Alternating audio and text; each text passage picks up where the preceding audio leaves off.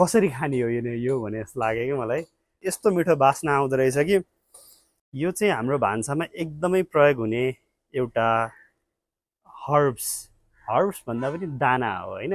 मैले पनि यसको प्लान्ट अहिलेसम्म देखेको थिइनँ खासमा भन्ने हो भने। यसलाई चाहिँ थाइम भनिँदो रहेछ इङ्ग्लिसमा। नेपालीमा चाहिँ यसको नाम ज्वानो।